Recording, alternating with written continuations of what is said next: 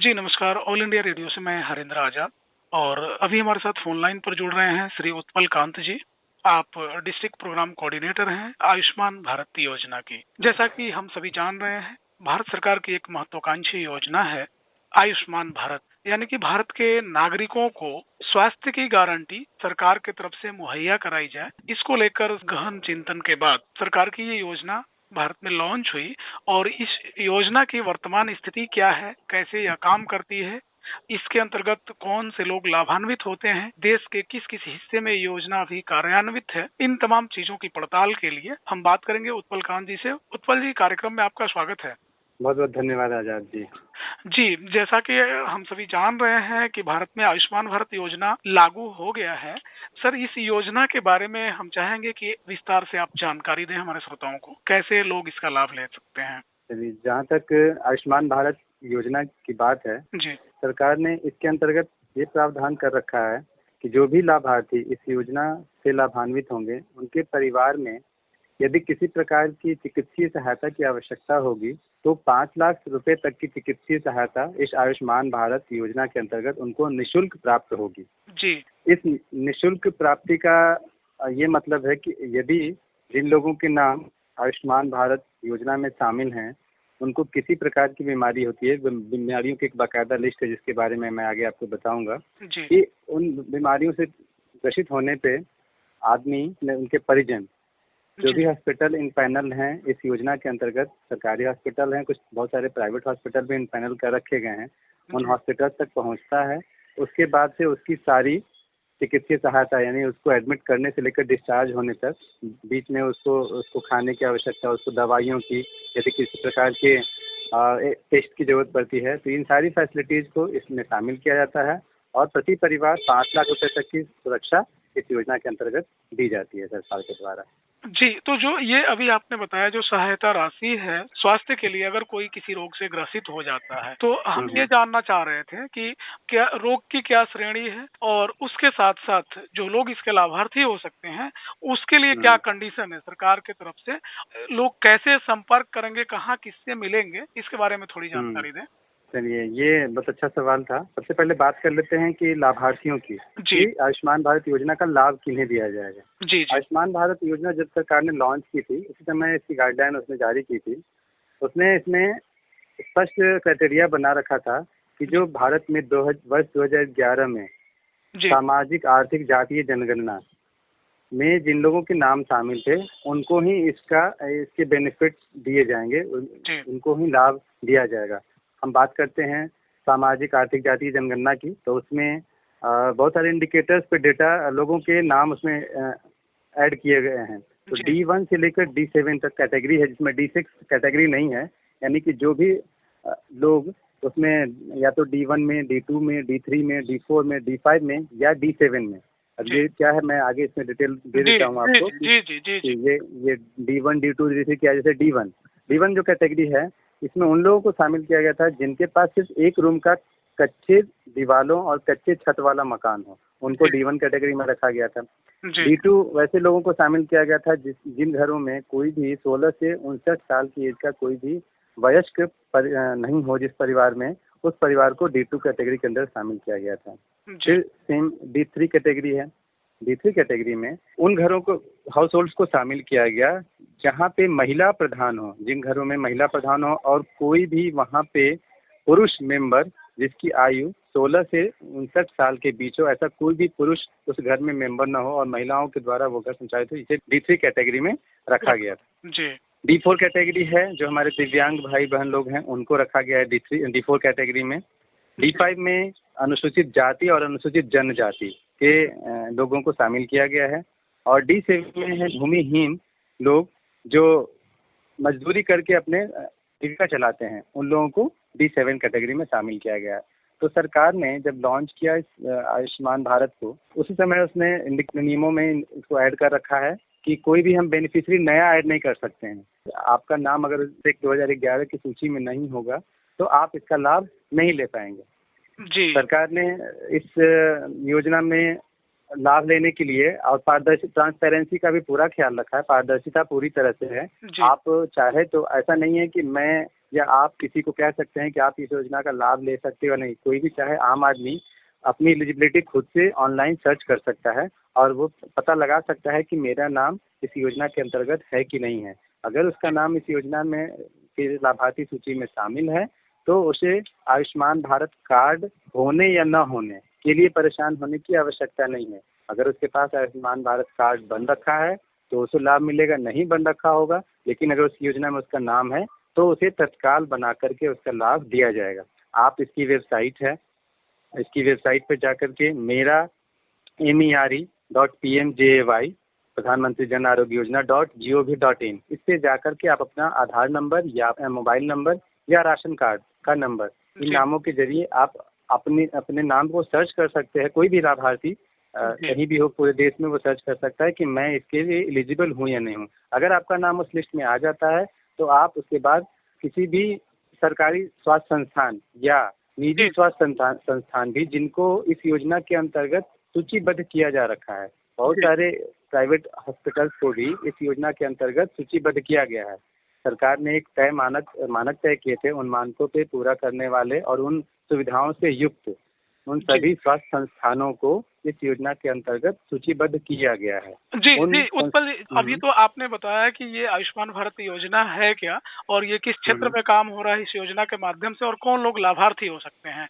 अब हम अगले प्रश्न लें उससे पहले हम चाह रहे हैं कि आपके पसंद का एक कोई गाना हो जाए। आप अपनी पसंद का कोई गाना सुनना चाहेंगे हमारे कार्यक्रम में? ठीक है, हमें पसंद से लगान फिल्म का एक गाना है। आप अभी बरसात का मौसम भी है, मुझे उसके बोल याद नहीं आ रहे हैं, बस ओ मितवा करके शायद ओ मितवा करके।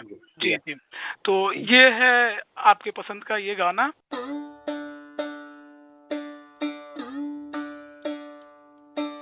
हर संत कहे साधु कहे सच और साहस है जिसके मन में अंत में जीत उसी की रही।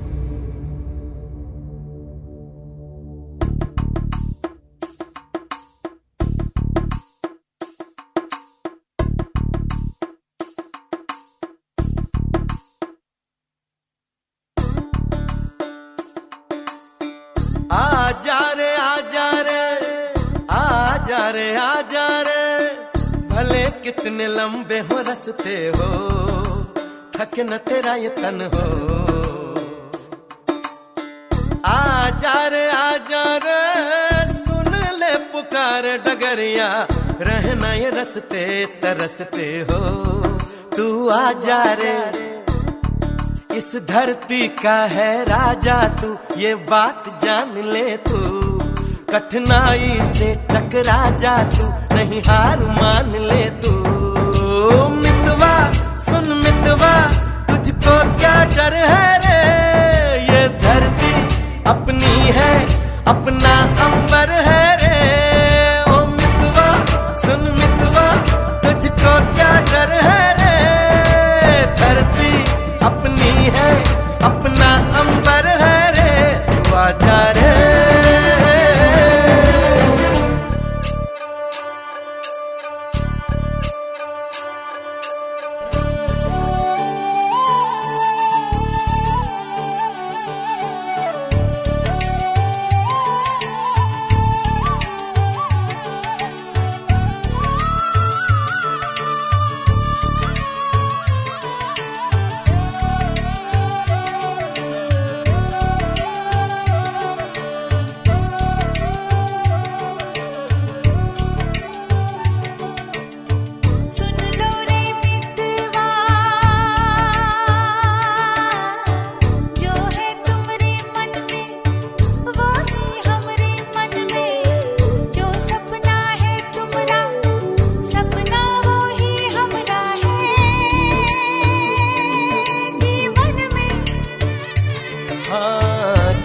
हम लिए आशा के दिए नैनन में, दिए हमरी आशाओं के कभी बुझ न पाए। कभी आंधियां जो आके को बुझाए।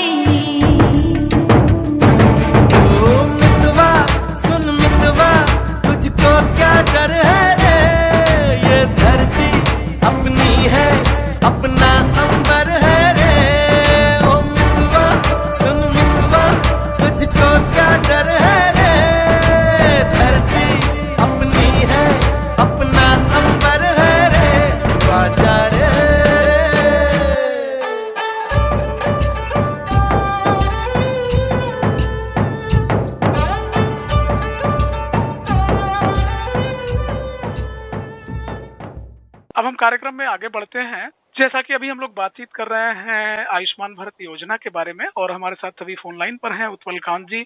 आप इस स्कीम में डिस्ट्रिक्ट प्रोग्राम कोऑर्डिनेटर हैं। उत्पल जी, पुनः आपका कार्यक्रम में स्वागत है। और कार्यक्रम के पिछले हिस्से में हमने चर्चा किया था कि इस योजना का लाभार्थी कौन हो सकता है। 2011 में जो आर्थिक सामाजिक जनगणना हुई थी भारत सरकार के द्वारा, उस जनगणना में कुछ क्राइटेरिया था, उसके अंतर्गत आपने बताया कि कई लोग इसके लाभार्थी हो सकते हैं। जैसा कि अभी हम लोग जान रहे हैं कि अभी हमारे देश के वरन पूरे विश्व में एक पैंडेमिक चल रहा है, कोविड-19, यानी कि जो कोरोना वायरस से पूरे विश्व में फैला हुआ है। इसमें हमारा देश भी पीछे नहीं है और हम लोग भी प्रभावित हैं, और कई लोग इसके चपेट में अब तक आ चुके हैं। तो जैसा कि हम जान रहे हैं कि जिस योजना के बारे में हम लोग बात कर रहे हैं, यह स्वास्थ्य से संबंधित है। तो क्या इस योजना के अंतर्गत जो लोग लाभार्थी हैं, अगर वह कोरोना से संक्रमित हो जाते हैं, तो क्या इस स्कीम के तहत, इस योजना के तहत वे लोग लाभ ले सकते हैं? जी बिल्कुल। मैं आपको बताना चाहूँगा, इससे पहले ही मैंने आपके प्रश्नों के जवाब में कहा था कि एक पूरा पैकेज सरकार के द्वारा आयुष्मान भारत के अंतर्गत बीमारियों की एक लंबी सूची बनाई गई है, जिनका लाभ, जिनसे पीड़ित होने के पश्चात लाभार्थी को उपचार के लिए लाभ इस योजना के अंतर्गत दिया जाता है। अभी के दिन में अगर हम सूची की बात करें तो सूची में 1,500 के लगभग बीमारियां हैं जिनको शामिल किया रखा है। उसमें छोटी से छोटी बीमारी, जैसे अगर गर्मी के दिनों की बात करें, लू लगना, सांप काटना, कोई कीड़ा काटना, कुत्ते काटने की बीमारी से लेकर के अगर हमें कैंसर पेशेंट हैं और बहुत सारी गंभीर बीमारियां, ये सभी इस पैकेज के अंतर्गत शामिल किए गए हैं। कोरोना वैश्विक महामारी के प्रकोप को देखते हुए अप्रैल महीने में जो नेशनल हेल्थ एजेंसी है, इसने इसी 2020 में अप्रैल में इसने कोरोना से को भी इस सूची में शामिल किया गया। स्पेशली उसने ऐड किया कि अगर कोरोना के जो लोग लाभार्थी, जो आयुष्मान भारत कार्ड धारी हैं या जो योजना के लाभार्थी हैं, वो कोरोना से संबंधित अपनी जांच और कोरोना पॉजिटिव पाए जाने के दौरान अपना इलाज करवा सकते हैं, उसको भी इस पैकेज में शामिल किया गया। इस पैकेज में वो लाभ ले सकते हैं, और इस पैकेज के अंतर्गत जैसे बाकी बीमारियों में उन्हें फ्री सुविधा मिलती है इलाज की, उपचार की, दवा की, भोजन की, तो इसमें भी उनको सेम प्रकार का, अगर कोई कोरोना फिर पॉजिटिव आने के बाद से अगर वो हमारी इस योजना का लाभार्थी है, तो जिस भी हॉस्पिटल में अगर वो एडमिट होता है, एडमिट होने के पश्चात वो अपना इस कार्ड के अंतर्गत मिलने वाले सारे लाभ को वो ले सकता है। जी, ये बड़ी अच्छी बात आपने बताई कि अब तक जिनके पास आयुष्मान भारत कार्ड है और इस योजना के तहत जो लाभार्थी हैं, तो इस कोरोना काल में भी और इस संकट से बचने के लिए उनके पास एक ये हथियार के रूप में है कि इसके मदद से वे लोग अपना इलाज करवा सकते हैं। अब हम अगले प्रश्न पे जाएं, इससे पहले हम चाह रहे हैं कि आपके पसंद का एक और गाना अपने श्रोताओं को सुनवाएं। उत्पल जी, आपके पसंद का एक अगला गाना। हम साथ साथ हैं फिल्म से गाना है, ये तो सच है कि भगवान है। अगर आप ये सुना सकते हैं तो मुझे पसंद है ये गाना। जी, निश्चित रूप से, ये तो सच है कि भगवान है।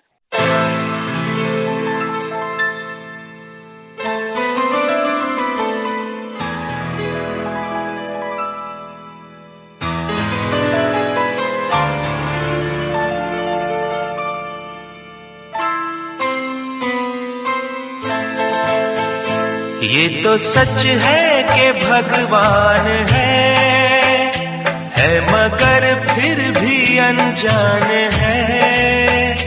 ये तो सच है कि भगवान है मगर फिर भी अनजान है। धरती पे रूप माँ बाप का उस विधाता की पहचान है। ये तो सच है कि भगवान है।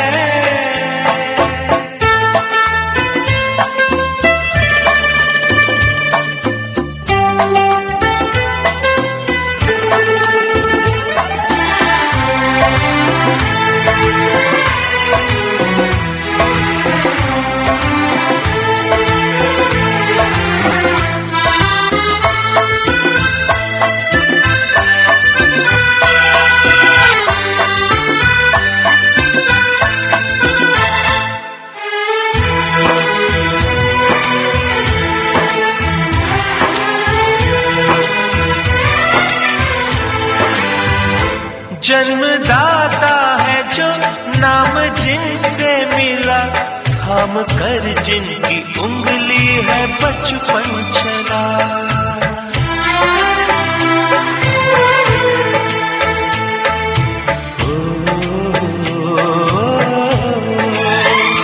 कांधे पर बैठ के जिनके देखा जहां, ज्ञान जिनसे मिला, क्या बुरा क्या भला। इतने उपकार है क्या कहें, ये बताना ना आसान है।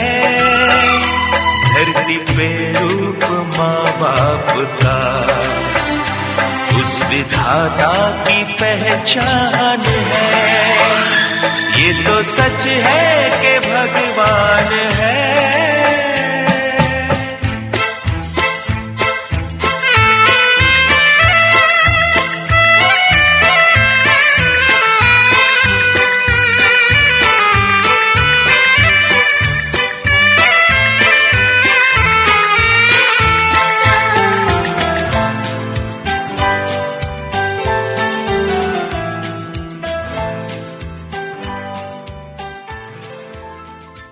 अभी हम सुन रहे थे उत्पल कांत जी के पसंद का ये गीत के बाद हम कार्यक्रम को आगे बढ़ाते हैं।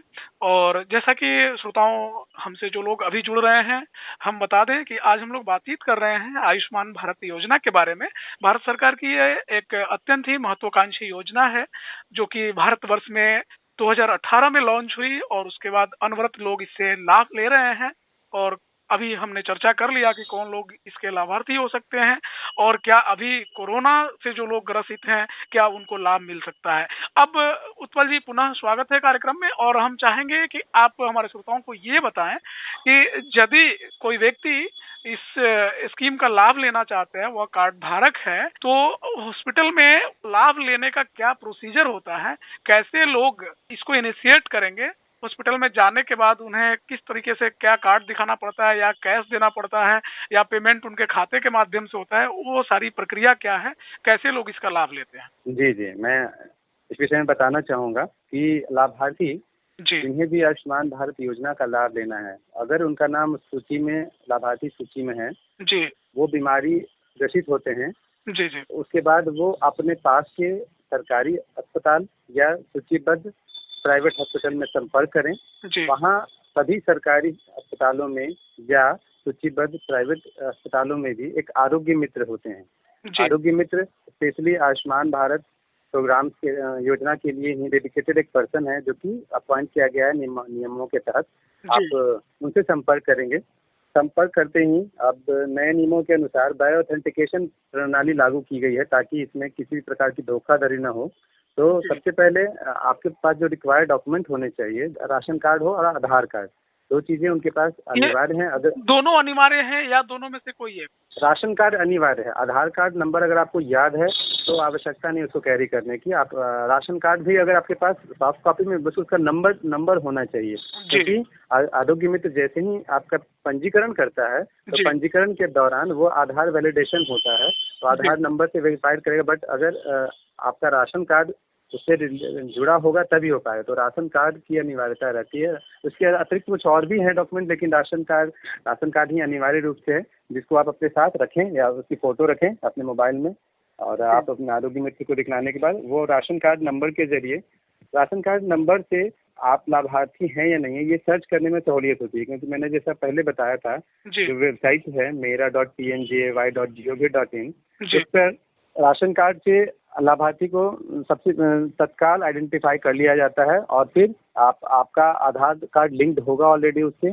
तो बायोथेंटिकेशन प्रोसेस में जैसे ही आपके अंगूठों के निशान लिए जाएंगे, वो आपका रजिस्ट्रेशन सक्सेसफुली हो जाएगा। रजिस्ट्रेशन सक्सेसफुल होने के बाद आपको हॉस्पिटल आपको एडमिट कर लेगा और आपकी इलाज की व्यवस्थाएं वहाँ शुरू हो जाएंगी। आपको इलाज के दौरान किसी भी प्रकार के खर्च की आवश्यकता नहीं होती। लाभार्थी को कोई भी प्रकार का खर्च, दवा, किसी प्रकार का टेस्ट इत्यादि उन्हें अपने पैसे से वहन नहीं करना होता है। मतलब ये सारी सुविधाएं कैश के रूप में हॉस्पिटल में कुछ नहीं देना होता है। बिल्कुल, कैश पेमेंट उनको नहीं करना होता। और इस पूरी योजना में कहीं भी लाभार्थी को अपने खाते से या किसी भी तरह से भुगतान की आवश्यकता ही नहीं होती है। ये जो 5 लाख का पैकेज का मतलब है कि 5 लाख रुपए तक की सुविधा उस परिवार को मुहैया कराई जाती है। इसमें कदापि भी कहीं भी कैश ट्रांजैक्शन बेनिफिशियरी से हॉस्पिटल को या योजना को नहीं होना। ये जो भी ट्रांजैक्शन होता है, जो भी धनराशि का हस्तांतरण होगा, राज्य में जो स्वास्थ्य अभिकरण बनाए गए हैं हर राज्य में अलग अलग, तो एसएचए वो एसएचए है, एसएचए के माध्यम से डायरेक्ट उस सूचीबद्ध निजी अस्पताल या सरकारी अस्पताल जिसने उस लाभार्थी का इलाज किया होगा उसके खाते में पैसे दिए जाते हैं। ये पूरा पैकेज सरकार ने तय कर रखा कि अगर वह कोई भी लाभार्थी अगर हॉस्पिटल में 24 घंटे रहा, अगर वो 48 घंटे रहा, जो जिस प्रकार का उससे ट्रीटमेंट दिया गया, तो उसमें उसकी फैसिलिटी के हिसाब से सरकार ने पहले से रेट भी तय कर रखी है कि अगर मान बेड, यहाँ आपको बताऊं कि इवन बेड चार्जेज तय हैं। अगर आप जनरल वार्ड में हो, जनरल बेड इस्तेमाल करते हो, आपको दिया गया है, तो आपको पर डे 1800 रुपये बेड चार्जेज के रूप में है। अगर आप स्पेशल वेंटिलेटर बेड पे हो तो वो 1800 से लेकर के 4500 रुपये तक का बेड चार्जेज भी है। इस तरह से हर फैसिलिटी के लिए सरकार ने अपना आयुष्मान भारत के अंतर्गत पहले से ही पैकेज का दर फिक्स कर रखा है। तो एक परिवार को 5 लाख का मतलब है कि उस पूरे पैकेज के अंतर्गत मैक्सिमम उसको पर ईयर 5 लाख तक का लाभ दिया जा सकता है। जी, थोड़ा सा मैं यही स्पष्ट होना चाह रहा था कि परिवार में चाहे जितने सदस्य हों, 3 भी हो सकते हैं, 5 भी हो सकते हैं, 2 भी हो सकते हैं, ये प्रति परिवार के नाम से 5 लाख रुपया है, परिवार के सदस्य के नाम से नहीं है। जी, प्रति परिवार के नाम से 5 लाख रुपए का ये प्रतिवर्ष का बीमा है। जी, अगर मान लीजिए किसी लाभार्थी का इलाज चल रहा है, तो इलाज के दौरान जैसा कि आपने बताया कि कार्ड के माध्यम से रजिस्ट्रेशन हुआ और रजिस्ट्रेशन के उपरांत हॉस्पिटल का जो खर्च आएगा, हॉस्पिटल अपना एसएचए से यानी कि स्टेट हेल्थ जो एजेंसी है उससे वो भुगतान प्राप्त कर लेगी। तो लाभार्थी कैसे जान पाएगा कि उसके खाते से यानी कि जो उसका आयुष्मान भारत खाता है उस खाते से कितने रुपए का भुगतान हुआ, कितना खर्च आया, इसकी जानकारी क्या लाभार्थी को मिलती है? तो उसके हिस्से में जो 5 लाख रुपए है इस साल के लिए, उससे कितना खर्च हो गया और कितना बचा है? आप जैसे ही पंजीकरण होता है और सर मरीज जब डिस्चार्ज होता है तो इस पूरी अवधि में उसको मिलने वाले हर ट्रीटमेंट के बारे में डिटेल्स उसके पास हॉस्पिटल से उपलब्ध होती है। तो वो चाहे तो अपने आरोग्य मित्र से तत्काल नहीं, जिस आरोग्य मित्र ने उनका रजिस्ट्रेशन किया होगा, आरोग्य मित्र से अपने उस पैकेज के बारे में कि मुझे किस पैकेज के अंतर्गत मुझे शामिल किया गया है, उस पैकेज में क्या होता है, वो उनको विवरण दे सकता है। जैसे मैं छोटा सा उदाहरण भी आपको बताना चाहूँगा, जैसे कि सामान्य प्रसव की अगर हम बात करते हैं, तो अगर सामान्य प्रसव जैसे मामले हैं, अगर हम सरकारी अस्पतालों में सामान्य प्रसव के लिए कोई परिवार संपर्क करता है और 24 घंटे एडमिट रहने के बाद वो डिस्चार्ज होकर अपने घर कोई वापस जाता है, देन इस केस में सरकार ने आयुष्मान भारत के अंदर फिक्स कर रखा है 9,000 रुपये उस हॉस्पिटल को दिए जाता है। ये पैकेज है, उसमें बाकायदा हर फैसिलिटी उसकी भी शामिल है। तो इसी प्रकार से हर बीमारी के बारे में, जैसे कि मैंने थोड़ी पहले बताया डॉग बाइट का मामला, कुत्ता काटा अगर या स्नैक बाइट का मामला है, तो डॉग बाइट के मामले में 1800 रुपया फिक्स है उसके लिए कि 1800 रुपया एक आप जाओगे ट्रीटमेंट के लिए 1800 रुपया हॉस्पिटल, यानी कि आपके उस खाते से, आपके आयुष्मान भारत खाते से 1800 रुपये हॉस्पिटल को ट्रांसफर कर दी जाएगी एसएचए के तरफ। हाँ बिल्कुल, आपका वो कार्ड में जो आपका लिमिटेशंस है उसमें से वो डिडक्ट होता रहेगा। और साल में हम इस कार्ड का कितने बार प्रयोग कर सकते हैं? ये इसके लिए कोई सीमा नहीं है, आप आवश्यकता अनुसार, बस हाँ वो लिमिट जो 5 लाख तक का लिमिट है वो फिक्स कर रखा गया है, उससे अपर लिमिट पे नहीं आ सकते, वो आपका मैक्सिमम लिमिट होता है। जी। अब हम अगला प्रश्न अपने श्रोताओं के बीच आपके साथ शेयर करें, इससे पहले चाहेंगे कि एक और आपके पसंद की गाना हम अपने श्रोताओं को सुनवाएं। जहां मैं तो आप ही अपनी पसंद से कोई गाना सुनवा सकते हैं, मैं आपकी पसंद भी सुनना चाहूंगा। चलिए, मैं अपनी पसंद का गाना और आपके पसंद के साथ मिलाकर अपने श्रोताओं को सुनवा रहा हूँ।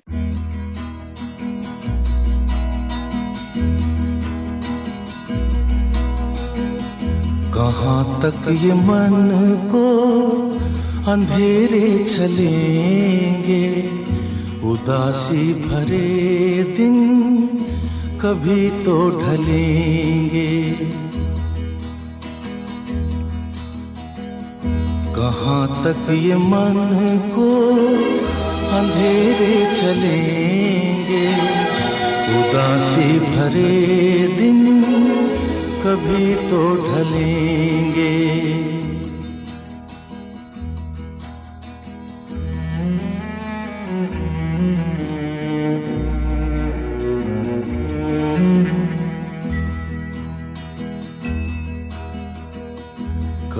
सुख कभी दुख, यही जिंदगी है।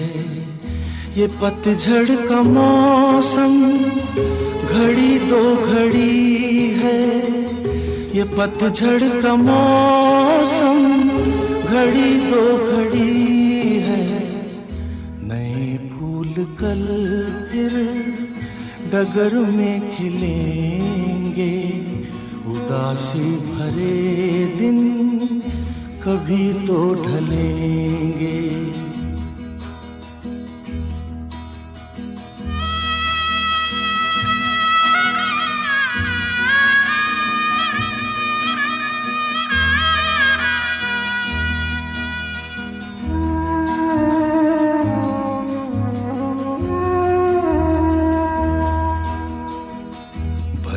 तेज कितना हवा का हो झोंका, मगर अपने मन में तू रख ये भरोसा।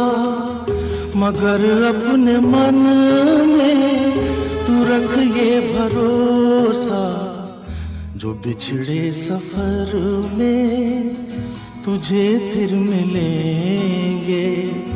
उदासी भरे दिन कभी तो ढलेंगे।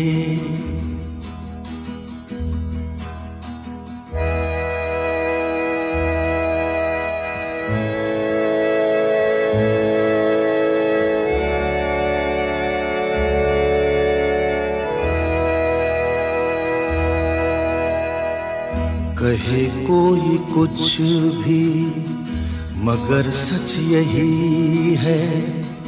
लहर प्यार की जो कहीं उठ रही है। लहर प्यार की जो कहीं उठ रही है। उसे एक दिन तो किनारे मिलेंगे। उदासी भरे दिन कभी तो ढलेंगे। कहाँ तक ये मन को अंधेरे चलेंगे। उदासी भरे दिन कभी तो ढलेंगे। कार्यक्रम में उत्पल कांत जी आपका पुनः स्वागत है। और आज हम लोग बातचीत कर रहे हैं आयुष्मान भारत योजना के बारे में। और इसको पीएम जय भी बोला जाता है। इसका दूसरा नाम है प्रधानमंत्री जन आरोग्य योजना। भारत सरकार की अत्यंत महत्वपूर्ण और महत्वाकांक्षी योजना भारतवासियों के लिए। और स्वास्थ्य के क्षेत्र में इस योजना का लाभ जो लोग इसके लाभार्थी हैं ले सकते हैं। और आज इसी के बारे में हम लोग पड़ताल कर रहे हैं और हमें हमारे प्रश्नों का जवाब दे रहे हैं उत्पल कांत जी। उत्पल कांत जी, जैसा कि हम सभी जान रहे हैं कि अभी ये कोरोना का दौर चल रहा है और कोरोना से मुक्ति कब मिलेगी कुछ कहा नहीं जा सकता है। और इसके बचाव के लिए सरकार की तरफ से तमाम गाइडलाइन जारी किए गए हैं। अगर हम उन गाइडलाइन का पालन करते हैं तो हम इससे बच सकते हैं। इस बीमारी से बचने का एक ही उपाय है कि हम सरकार के निर्देशों का पालन करें। तो क्या उत्पल जी आप भी कुछ श्रोताओं को कहना चाहेंगे? बिल्कुल। हमारे नेशनल हेल्थ एजेंसी के द्वारा भी अपने सोशल मीडिया प्लेटफॉर्म के माध्यम से आईसी एक्टिविटी के अंतर्गत लगातार देश की जनता को इस विषय पे जागरूक किया जा रहा है। सरकार के द्वारा दिए गए निर्देशों के अंतर्गत हम सोशल डिस्टेंसिंग का और स्वच्छता का, इन दो चीजों का हमें हर समय ध्यान रखें। साथ में अगर किसी भी कारण से संक्रमित हो जाने पर हम घर पे रहते हुए भी किन सावधानियों के साथ हम सुरक्षित रह सकते हैं और अपने आप को उपचारित कर सकते हैं, इन सब के बारे में भी हमारा एनएचए लगातार लोगों को जागरूक कर रहा है। तो हम लोगों से इस विषय पे यही अपील करेंगे कि उन चीज़ों का ध्यान रखते हुए अपने आप को और अपने परिवार को, अपने आसपास के समाज को भी इस वैश्विक महामारी से सुरक्षित रखें। निश्चित रूप से हम स्वस्थ होंगे, कोरोना हारेगा और कोरोना से हमारे देश को मुक्ति मिलेगा। इसी के साथ उत्पल कांत जी, आज हमसे जुड़ने के लिए और इस विषय पर इतनी अच्छी जानकारी देने के लिए और अपना बहुमूल्य समय देने के लिए आपको बहुत बहुत धन्यवाद। जी बहुत बहुत धन्यवाद आजाद जी।